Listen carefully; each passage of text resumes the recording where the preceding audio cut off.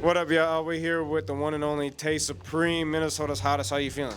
Feeling good, man. Feeling real good. We out here at a Prof concert, which you are not shy to. You have gone on tour with Prof a couple of times at least. Was it 2 times, 3 times? Like 4 or 5. Damn. Yeah. You've hit a lot of cities then. Yeah, just about all of them. Yeah. So you've kind of like expanded out of Minnesota, which I feel like a lot of people, a lot of artists in Minnesota don't really get to expand. What was some of your favorite key points of expanding and traveling outside of the state of Minnesota for music? Networking, for sure. I would say that. You got to be a likable person. You know what I mean? You got to be approachable. I feel like a lot of people are standoffish. They want to be too cool, and you can't do that. You got to be, open to talking to random people, having conversations, trying to resonate with them, try to, get to know people on a deeper level than just a fan. Yeah. You know what I mean? Not with everybody, but you get what I'm saying, right? Yeah. Establishing relationships, that's it. Yeah.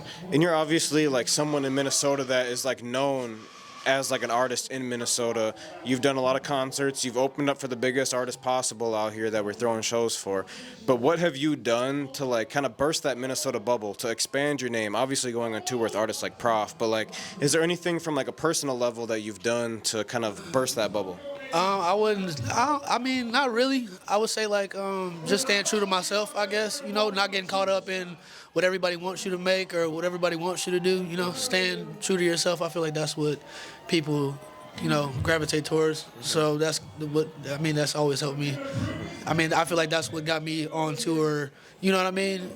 And kept me on tour because of the simple fact that I wasn't, I wasn't scared. Yeah. I feel like a lot of people, when they get the opportunity, they don't necessarily know how to go about it, but I feel like we went about it very professionally, and I feel like they, appreciated that. Yeah. And us being in Minnesota, we know that we got First Ave, we got Armory, we got Skyway, we got Target Center, we got US Bank Stadium. We got all these outlets for big concerts, local concerts. Right.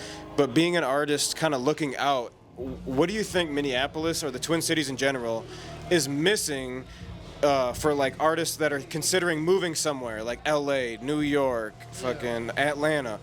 Why shouldn't the Twin Cities or Minneapolis, St. Paul, Minnesota be considered one of these destinations to move to? I feel like it should, but I feel like the only reason that it's under the radar is because Minnesota isn't like a music hub for real. We don't have any major labels or anything like that. We have like, obviously Prince, but we don't have any like labels here. They're like coming to grab artists from Minnesota and teaching them how to go to the next level. You know what I mean? So I feel like that's one thing, and people not wanting to be a team, unity. I feel like people are once again too cool, and they scared to share people's stuff. They're scared to tell people that I'm a fan of your music. It's just cliquey. Yeah. I don't like that. Yeah, and you've definitely been an artist that I've seen that's not been shy to step your foot in everyone else's pie, you know what I mean? No, like you got this going on, you got that going on. I'm down to share my fans, you share your fans. Exactly. We're going to go up, I'll come do your show, you do my show. You've definitely been a part of all that. I've done that my entire career, literally. Like I meet somebody that I don't know through music, we make a song, he have a show, I come out, I have a show, I bring him out, you know what I mean? That's just kind of always moved. It's easy that way. Teamwork make the dream work, literally, bro. Like, I don't know. Now that we got all serious, I kind of want to have a fun one. What's been your favorite moment of your music career so far? Obviously, you are literally like one of the people that have done a lot of the stuff that people strive to want to do in their career. But like, what have you done that's like stands out as like your favorite moment so far? Favorite moment? I mean, it was a lot of crazy moments on tour.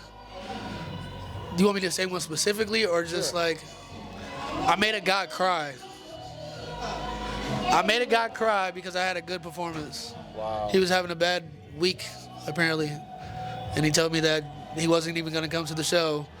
And then I ended up throwing a shirt in the crowd. He caught it, came over to me crying and saying, like, you don't know how much this means to me. There you go. And it's That's why you do it. Moments like that. It's you can't buy shit like that. That's why you do it. Exactly. That's what Prof said earlier in an interview I did with him. If you didn't check it out yet, he said you do this out of the love, not for the money. Exactly. Do it for the love.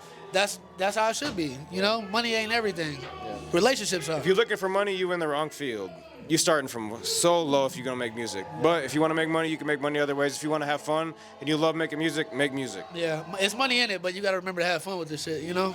If you're not having fun, it becomes a job, and then it becomes stressful. It becomes, you know, you don't really love it no more. It becomes, you're not as creative, all type of shit, you know? You start feeling boxed in and second guessing yourself.